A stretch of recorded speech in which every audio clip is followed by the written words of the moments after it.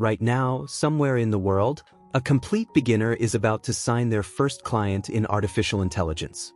No degree, no years of experience, no fancy office, just a laptop, an internet connection, and 30 days of focused action. What if I told you that you could be that person? Not someday, not after some mythical moment when you finally feel ready. In the next 30 days. This is not a video about theory. This is a plan. A real, step-by-step execution plan that takes you from knowing absolutely nothing about the AI industry to signing a paying client who trusts you with their business. Stay until the end because day 14 is where most people quit, and I'm going to show you exactly how to push through it. Artificial intelligence is no longer just a topic for engineers and researchers. It has become one of the fastest-growing service industries on the planet. Businesses everywhere are searching for people who can help them use AI tools to save time, cut costs, and grow faster. Small business owners, agencies, coaches, and online stores. They do not need a computer scientist. They need someone who understands how to apply these tools to real problems. That is where you come in. The gap between where you are right now and your first paying client is smaller than you think. It is not about talent. It is not about luck. It is about following a structure day by day without skipping steps. In this video, I'm going to walk through a complete 30-day plan, broken down week by week and often day by day. You will learn what skills to build, how to package them into a service, where to find your first client, and how to close the deal with confidence. This is not a rich, quick promise. This is a realistic, disciplined path that has worked for people starting with zero experience. If you follow it, you give yourself a genuine shot at your first paying client within a month. Let us begin with the foundation. Week 1. Week 1 is not about chasing clients. It is about building a foundation so solid that everything after it becomes easier. Most people skip this stage. They rush straight to trying to sell something they do not understand yet. That is why they fail. You are going to do the opposite.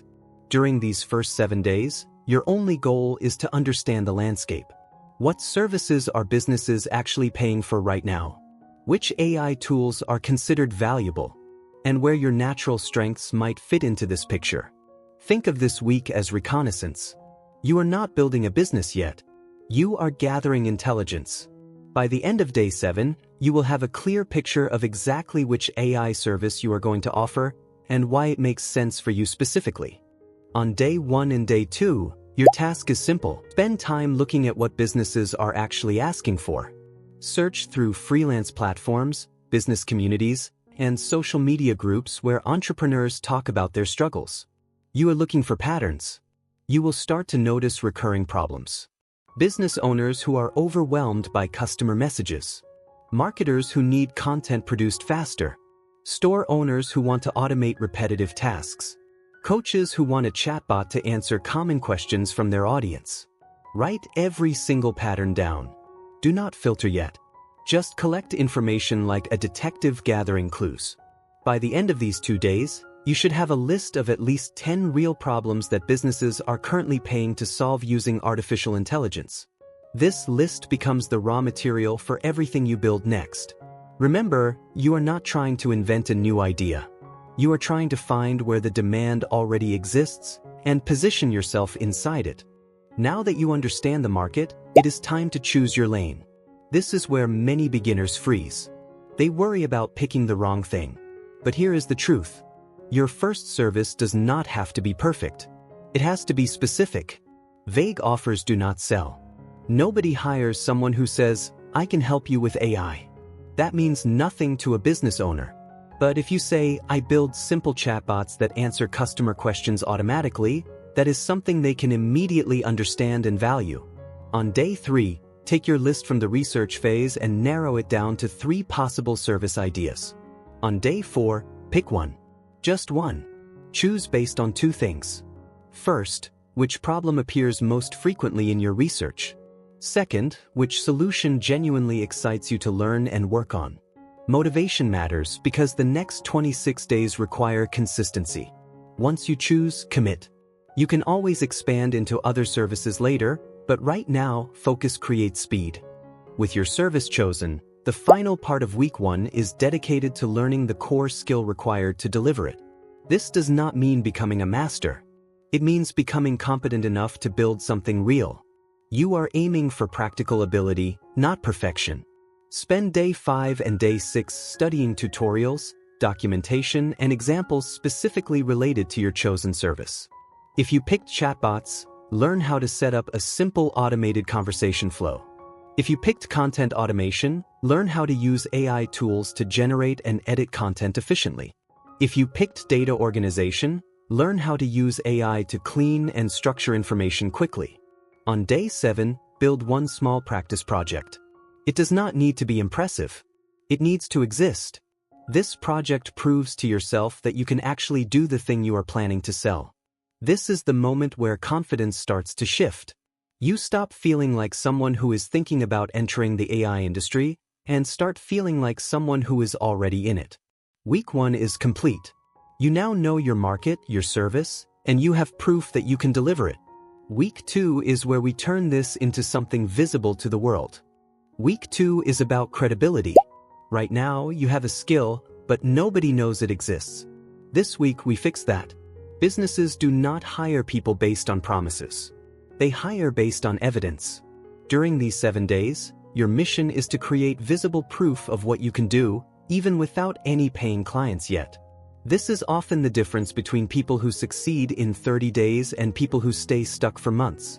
Visible proof removes doubt, both in the client's mind and in your own. On days 8, 9, and 10, you are going to build 2 or 3 sample projects that clearly demonstrate your service. These are not random exercises. They are targeted examples designed to show a potential client exactly what working with you would look like. If your service is chatbot building, create a simple chatbot for a fictional business, like a local bakery or a fitness studio. If your service is content automation, produce a small batch of sample content showing before and after results. The goal is to make the value immediately obvious. A business owner should be able to look at your sample and think, I understand exactly how this would help me. Keep these projects simple but polished. Quality matters more than quantity. 3 clean, clear examples will do more for you than 10 rushed ones. By day 10, you should have a small collection of work that represents what you offer, even though none of it was paid. On day 11 and 12, you build a simple online presence. This does not need to be complicated. A basic one-page website or a well-organized profile on a professional platform is more than enough at this stage. Your presence needs 3 things. A clear statement of what you do, written in simple language a business owner would understand. Your sample projects from the previous days, displayed clearly. And a simple way for someone to contact you. Avoid overloading this with unnecessary information. Clarity beats complexity every time. A visitor should understand exactly what you offer within 10 seconds of arriving. This online presence becomes your digital handshake. It works for you even while you are asleep, quietly building trust with anyone who finds it. Days 13 and 14 are about turning your skill into a clear offer. This is the point where many people quit, because it forces you to put a number on your work, and that can feel intimidating. But an offer without a price is just an idea. A business cannot buy an idea. They buy a solution with a clear cost attached. Start simple. Choose one core package. Describe exactly what is included, what the client receives, and how long it will take. Keep the pricing reasonable for a first client. Your first goal is not maximum profit. Your first goal is proof of concept and a testimonial you can build on. Write your offer down in plain language. For example, a simple chatbot setup for small businesses, delivered within 5 days at a clearly stated price. No vague language. No confusing terms. Just clarity. By the end of day 14, you should be able to explain your offer in 1 sentence, with confidence, without hesitation. This is the moment where you stop preparing and start approaching real potential clients. Week 3 begins now. Week 3 is where things start to feel real. This is the outreach phase. Many beginners fear this part the most, because it involves putting yourself in front of real people who might say no. But understand this. Every single successful freelancer or agency owner in this industry has faced rejection. It is not a sign that you are failing. It is simply part of the process. During this week, your only responsibility is consistent, calm outreach. Not desperate outreach. Not aggressive outreach. Just steady, professional contact with the right people. On days 15, 16, and 17, you build a list of realistic potential clients. Look for businesses that clearly match the problem your service solves. If you build chatbots, look for small businesses that receive a high volume of repetitive customer questions. If you automate content, look for businesses that post frequently but seem inconsistent or overwhelmed. Create a simple spreadsheet with the business name, a way to contact them, and a short note about why your service would help them specifically. Aim for at least 20 potential leads by the end of day 17. This list is your roadmap for the next stage. Without it, outreach becomes random and exhausting. With it, outreach becomes focused and manageable. On days 18 and 19, you craft the message you will send to these potential clients. The biggest mistake beginners make here is writing long, generic messages that sound like everyone else. Your message needs to be short, specific, and focused entirely on their problem, not your resume. A strong outreach message does 3 things. It shows you understand something specific about their business. It briefly explains how your service could help. And it invites a simple, low-pressure next step, like a short conversation. Avoid sounding desperate or overly sleazy. Confidence comes from clarity, not from excitement. Write your message, then simplify it. Remove every unnecessary word. Read it out loud. If it sounds natural when spoken, it is ready. By day 19, you should have one solid message template that you can slightly customize for each business on your list. Days 20 and 21 are about action. You are going to send your outreach messages to every business on your list. This is the moment where fear tries to convince you to wait one more day, to refine your offer one more time, to research one more competitor. Resist that urge. Your plan is ready. Now it needs execution. Send a manageable number of messages each day, rather than everything at once. This keeps your responses organized and your energy sustainable. When replies come in, respond calmly and promptly. Some will say no. Some will not respond at all. That is normal, and it does not reflect your worth or your skill. Focus only on the percentage of people who show interest. That is where your energy belongs. By the end of day 21, you should have initiated contact with your entire list and hopefully opened a few real conversations. Week 4 is where those conversations become results. Week 4 is the final stretch. This is where conversations turn into commitments. By now, you have done the hard work of preparation, proof, and outreach. This week is about communication and follow-through. You do not need to be a master salesperson. You simply need to be clear, honest, and genuinely helpful in how you present your offer.